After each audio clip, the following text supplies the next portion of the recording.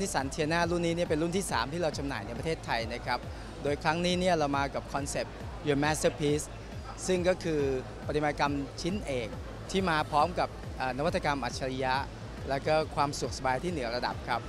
โดยที่จะมีจุดขายหลักๆที่เด่นๆ3 เรื่องด้วยกันนั่นคือเรื่องดีไซน์นะซึ่งจะเป็นดีไซน์ที่เปี่ยมพลังและก็ดูปรับเปลี่ยวล้ำสมัยมากนะครับ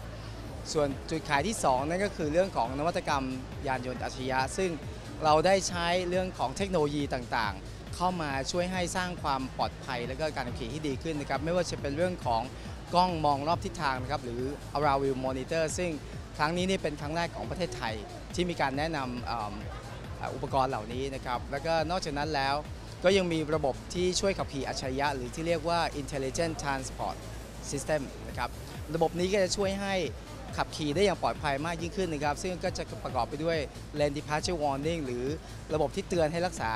ตำแหน่งรถอยู่ในเลนตลอดเวลานะครับหรือว่าจะเป็นเรื่องของ Blind Spot Warning เตือนจุดอับสายตา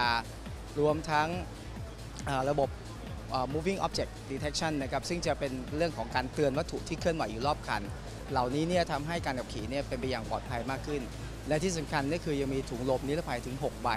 สำหรับทุกๆรุ่นนะครับก็ถือได้ว่าเป็นการมอบเรื่องของความปลอดภัยในการขับขี่ได้อย่างที่สุดเลยนะครับส่วนจุดขายสุดท้ายที่เน้นมากๆนั่นคือเรื่องของความสุขสบายเหนือจินตนาการนะครับเริ่มจากภายในนะฮะซึ่งจะสังเกตได้ว่าความโดดเด่นของนิสสันเทียน่านั่นก็คือความเงียบในห้องโดยสารรุ่นนี้เนี่ยถ้าเทียบกับรุ่นที่แล้วซึ่งถือว่าเงียบแล้วเนี่ยรุ่นนี้ก็จะเงียบกว่าเดิมอีกนะครับก็เรียกได้ว่านอกจากความเงียบแล้วเนี่ยยังมีความสะดวกสบายเรื่องของการใช้เบาะนะดีไซน์อย่างดีนะฮะแล้วก็ใช้วัสดุคุณภาพดีมากจะทำให้การเดินทางเนี่ยเป็นไปอย่างสบายไม่เมื่อยล้าแล้วที่สำคัญก็คือเรามีการใช้ระบบเครื่องเสียง Bose ซึ่งเป็นแบรนด์ระดับโลกนะครับซึ่งก็ถือได้ว่า